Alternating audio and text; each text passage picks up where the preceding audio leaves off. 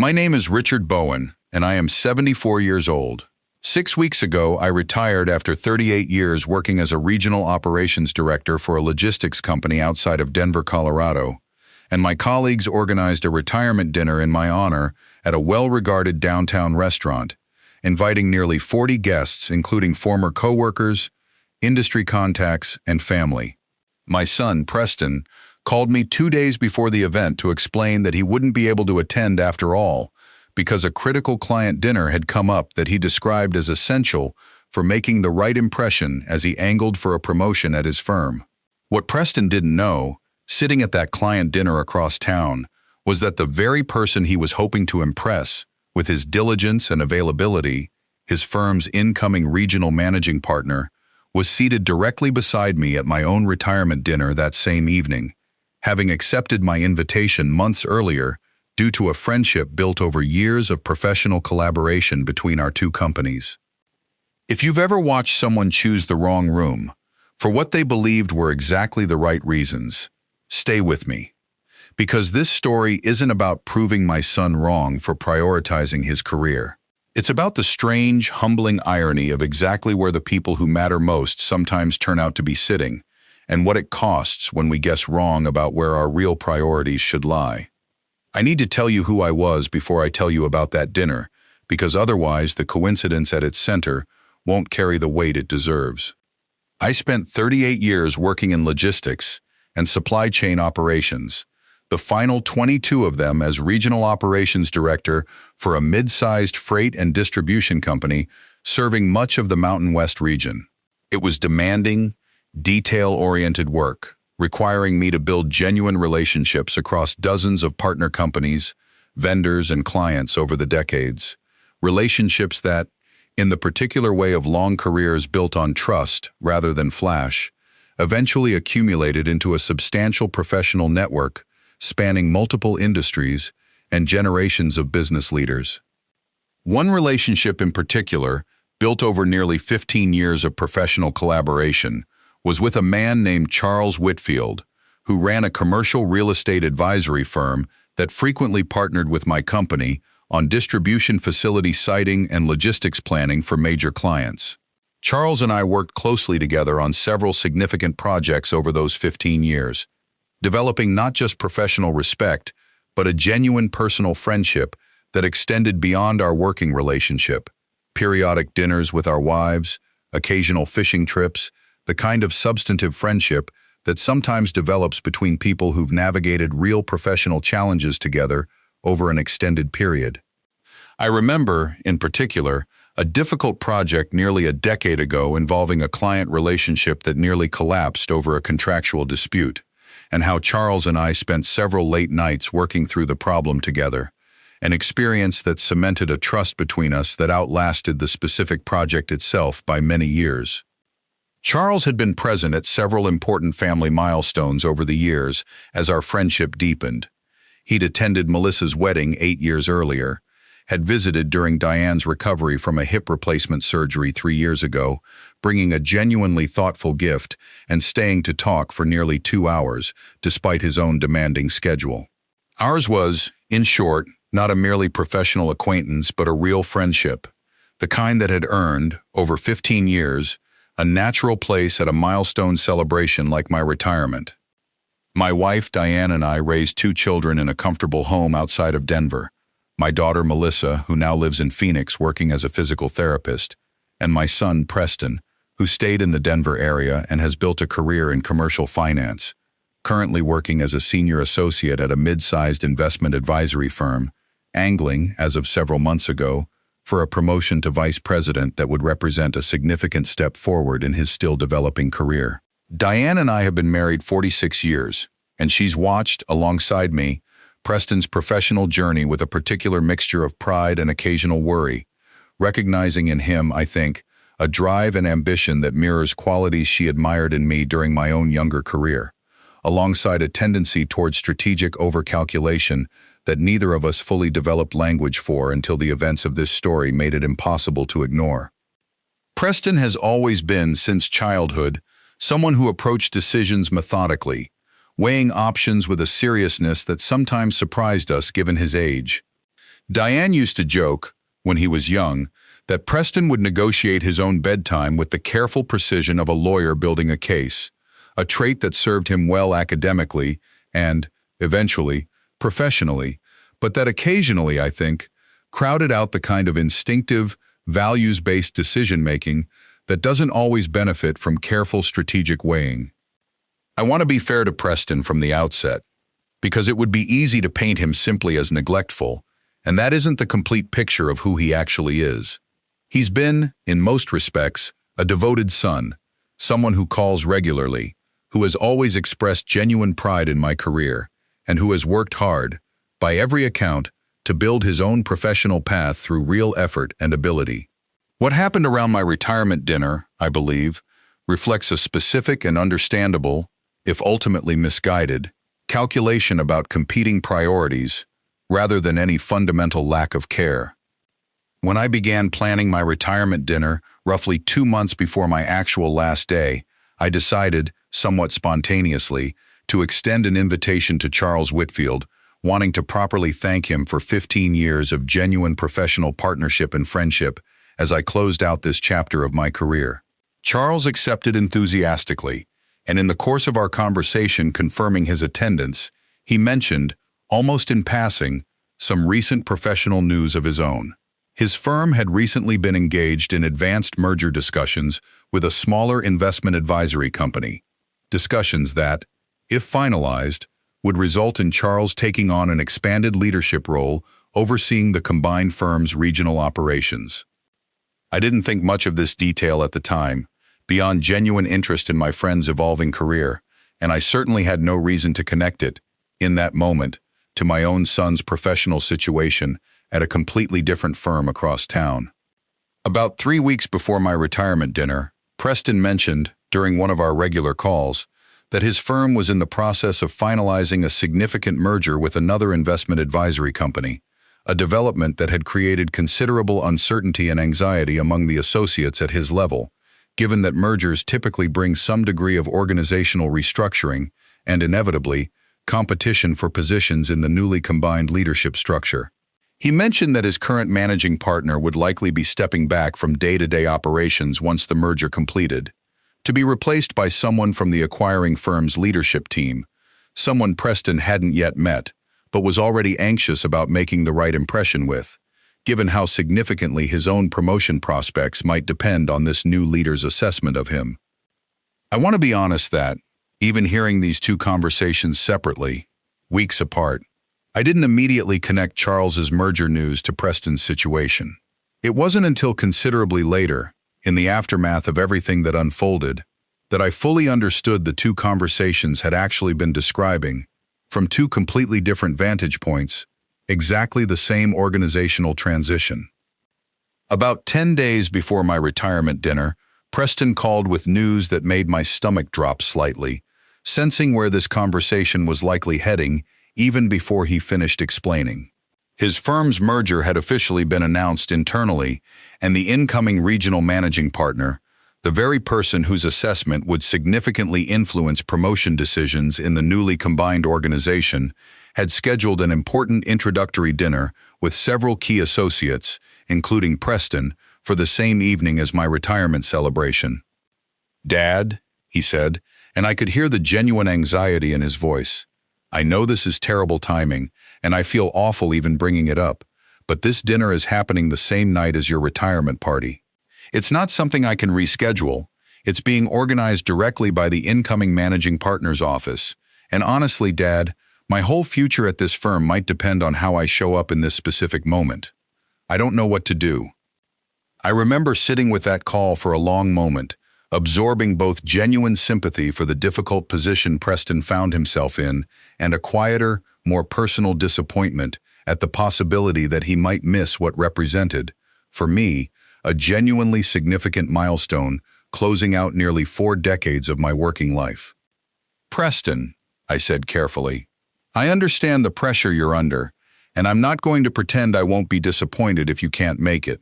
But I also don't want you to sabotage a genuinely important career moment over my dinner. Do what you need to do professionally, and we'll celebrate together another time if it comes to that." I want to be honest that I said those words partly out of genuine understanding of the professional stakes involved, and partly, if I'm honest with myself, out of a certain resigned pragmatism, having watched Preston navigate similar competing pressures throughout his career, and having learned, over the years, that pushing too hard against his professional instincts rarely changed his eventual decisions anyway. Preston called back 2 days later, apologetic but resolved, confirming that he would indeed be attending the client dinner rather than my retirement celebration, having concluded, after what he described as considerable deliberation, that the professional stakes of making the right impression with his incoming managing partner outweighed the personal cost of missing my party, especially given his assumption, he explained, that we'd have plenty of other opportunities to properly celebrate my retirement in the weeks and months following the actual milestone date. I didn't argue further. I told him I understood, that his career mattered, and that we would indeed find another time to celebrate properly. Sentiments that were genuine, even as they sat alongside a quieter, more personal hurt I chose not to fully express in that moment. My retirement dinner happened as planned, 6 weeks ago now, at a well-regarded restaurant in downtown Denver, with nearly 40 guests gathering to celebrate 38 years of my professional life. The private dining room had been decorated simply but warmly, with framed photographs from throughout my career displayed on a table near the entrance, images spanning decades of projects, colleagues, and milestones that former coworkers had apparently gathered specifically for the occasion. Charles Whitfield arrived early, as he typically did, and we spent some time catching up privately before the broader group assembled, discussing his own career developments, including, he mentioned again in more detail this time, the finalized merger and his own expanded role overseeing the newly combined firm's regional operations, a role that would apparently begin formally the following month. As the evening progressed, with speeches and toasts honoring my career, Charles was seated directly beside me at the head table, a natural placement given our friendship and his role as one of the evening's more distinguished guests. Several colleagues gave genuinely moving speeches, one former project manager recalling a particularly difficult client negotiation I'd helped guide her through early in her career, another simply thanking me for decades of steady, reliable leadership that had shaped the department's culture long after specific projects were forgotten. About halfway through the dinner, during a lull in the formal proceedings, as dessert was being served, Charles mentioned, almost in passing, a detail that would soon reorganize my entire understanding of that evening's strange, quiet irony. "You know, Richard," he said, "I've got my first official dinner with my new team happening tonight too, actually. Right around this same time, though obviously I made the choice to prioritize being here for you instead. I delegated that introductory dinner to my deputy, wanted to make sure I could actually be present for this properly." I felt something shift in my chest as the pieces began assembling themselves, though I still hadn't fully connected the dots in that moment. "What firm is this new role with, exactly?" I asked, my voice carrying a curiosity that Charles, I think, initially read as simple friendly interest, rather than the growing uncomfortable recognition actually forming behind the question. Charles named the firm, and named, specifically, the associate-level dinner his deputy was hosting that same evening to introduce the incoming leadership to key associates being considered for promotion in the newly combined structure. I sat very still for a moment, the noise of the restaurant continuing around us, processing the fact that the firm Charles had just named was Preston's firm, and that the associate-level introductory dinner he'd just described, delegated to his deputy that very evening, was almost certainly the exact dinner Preston had chosen to attend instead of my retirement celebration. "Charles," I said slowly, "I think my son might actually be at that dinner right now. Preston Bowen. He's a senior associate there, working toward vice president." Charles's eyebrows rose with genuine surprise. "Preston Bowen is your son? I've seen his name on the associate roster, though I haven't met him personally yet. Small world, Richard. Genuinely small world." I want to be honest about the particular, complicated feeling that settled into my chest in that moment. Sitting at my own retirement dinner, realizing that the very person my son had chosen to prioritize meeting, at the cost of missing my celebration, was sitting directly beside me instead, having made the opposite calculation about where his own priorities should lie that same evening. I didn't say much more about it during the dinner itself, not wanting to create an awkward dynamic during what was, after all, still a genuinely joyful celebration of my career, surrounded by decades of relationships and memories. But the irony sat with me throughout the remainder of the evening, a quiet, persistent undercurrent beneath the toasts and speeches and warm well-wishes from colleagues spanning nearly 4 decades of my working life. I called Preston the following morning, curious how his dinner had gone, genuinely uncertain how or whether to mention the coincidence I'd discovered. "Dad, it went fine, I think," he said, sounding somewhat deflated. "Honestly, the new managing partner didn't even show up. Some kind of prior commitment, apparently. We met with his deputy instead, which felt a little anticlimactic given how much I'd built up the importance of making a strong first impression directly with him." I sat with that information for a long moment, deciding how to proceed. "Preston," I said, "I need to tell you something, and I think you're going to find it fairly remarkable. Your new managing partner, the one whose dinner you attended instead of my retirement celebration, is a man named Charles Whitfield. He's one of my closest professional friends of the past 15 years. He attended my retirement dinner last night, specifically to honor our friendship, and he was seated directly beside me the entire evening." There was a long, stunned silence on the line. "Dad," Preston finally said, his voice carrying genuine disbelief, "are you telling me that the person I skipped your retirement party to try to impress was actually sitting next to you at your retirement party instead?" "That's exactly what I'm telling you," I said. "I feel sick," Preston said. "I made this whole calculation about which room mattered more for my career, and it turns out the room that actually mattered most was the one I chose not to be in." I want to be honest about what I felt in that moment, hearing Preston's genuine shock and dawning regret. Part of me felt a certain quiet vindication, a sense that the universe had delivered a particularly pointed lesson about priorities that I couldn't have engineered myself even if I'd tried. But a larger part of me felt something more complicated, a recognition that this coincidence, however striking, didn't actually change the underlying, more important truth about what Preston's absence had genuinely cost me, independent of whatever professional advantage he'd hoped to gain by choosing differently. "Preston," I said, "I want to be clear about something. This coincidence is remarkable, and I understand why it's hitting you hard right now. But I need you to understand that even if Charles hadn't turned out to be connected to my retirement dinner at all, even if this whole strange overlap had never happened, missing my celebration still would have hurt, still would have mattered to me, independent of any professional consequence you're now worried about. I don't want you walking away from this conversation having learned only that you made a strategic miscalculation. I want you to understand that presence for the people who matter to you carries its own value, regardless of whether skipping it happens to also backfire professionally."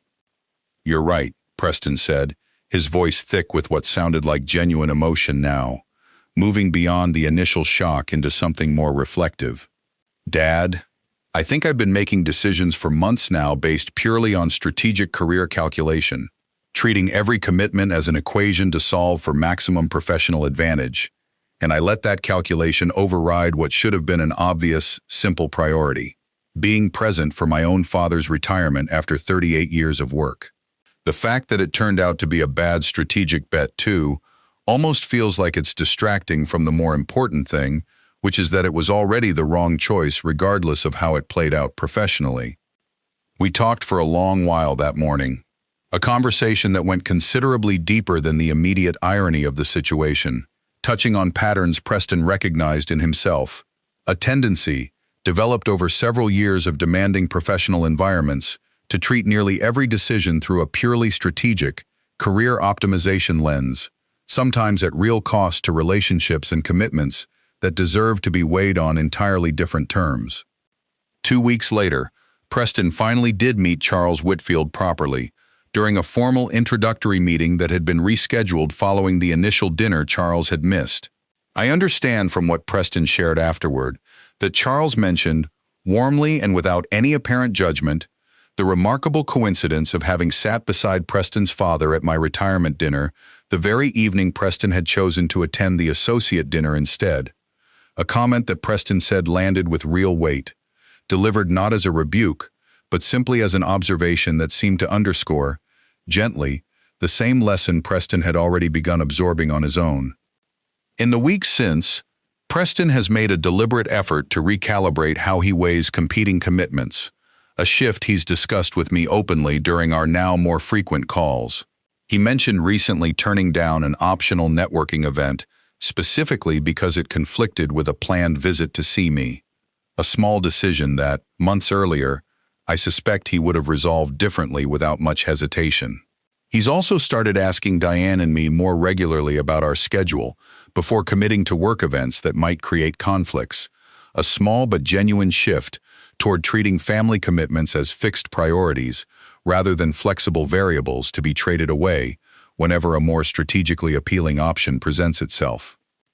Preston also organized, about a month after my actual retirement dinner, a smaller family celebration specifically to properly honor the milestone he'd missed, inviting Diane, Melissa, who flew in from Phoenix for the occasion, and notably, Charles Whitfield himself, who Preston specifically invited once their professional relationship had developed further, wanting, he told me, to properly close the loop on the strange coincidence that had first connected them. That evening carried a particular warmth I hadn't fully anticipated. Watching Preston and Charles interact easily, the earlier awkwardness of their unusual introduction apparently long since resolved into something like genuine mutual respect, built now on more solid ground than the anxious first impression Preston had originally hoped to make. Melissa told me privately, during that second celebration, that Preston had called her specifically in the weeks following the original retirement dinner, wanting to talk through what had happened and how he was thinking differently now about balancing career ambition against family presence. A conversation she said felt more genuinely reflective than anything she'd heard from her brother in years. "I think this actually changed something in him, Dad," she said. "Not just because of the coincidence itself, but because you handled it the right way, focusing on what actually mattered, rather than just rubbing in how the strategic gamble backfired. I don't tell you this story because I want sympathy for an old man whose son missed his retirement dinner for a client meeting. I tell you this story because I want you to understand something important. We often make careful, strategic calculations about where our presence matters most, weighing career advancement against personal relationships as though they exist in separate, easily ranked categories. But those categories are rarely as separate as they appear, and the people we're trying hardest to impress in one room sometimes turn out to be exactly the people who would have respected us most for choosing differently, for choosing the room where love and loyalty, rather than strategic advantage, actually lived. I spent 38 years building a career and a network of relationships that ultimately produced a retirement celebration attended by nearly 40 people who genuinely cared about honoring that work, including a dear friend who happened to hold the exact position of influence my own son was trying so hard to impress that same evening, in an entirely different room. Preston learned, in the most direct way possible, that the room he'd calculated as more important turned out to hold less of what he was actually looking for than the room he'd chosen to skip. If this story reminded you of someone in your life who's had to learn the hard way which room actually mattered most, tell me in the comments where you're watching from tonight.